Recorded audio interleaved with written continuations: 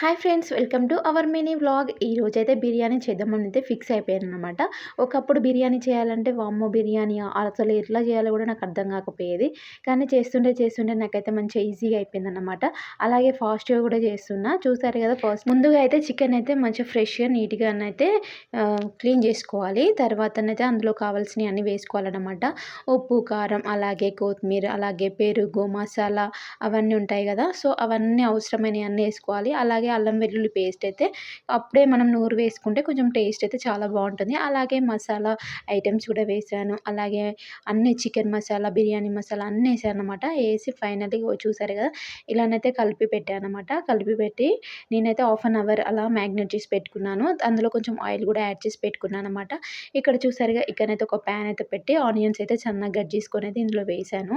ఇవి ఫ్రై అయిన తర్వాత వేద్దామని చెప్పేసి పక్కనైతే రైస్కి కూడా నేనైతే కొన్ని వాటర్ అయితే యాడ్ చేసి అందులో కొంచెం మసాలా ఐటమ్స్ అయితే వేసి అందులో కొంచెం సాల్ట్, అలాగే నిమ్మరసం అయితే వేసాను అనమాట. వేసి రైస్ కూడా వేస్తున్నాను అనమాట. ఒక పక్క రైస్, ఒక పక్క చికెన్ అయితే మనకు తొందరగా అయిపోతుంది అన్నమాట. లేదంటే మనకి రైస్ ఉడికి అలాగే చికెన్ ఉడకకపోతే కొంచెం టైం పట్టుద్ది కదా.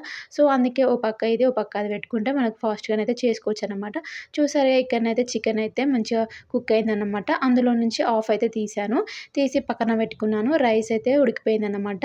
రైస్ అనేది బాగా ఉడకద్దండి, ఓన్లీ 90% కుక్ అయితే సరిపోతుంది.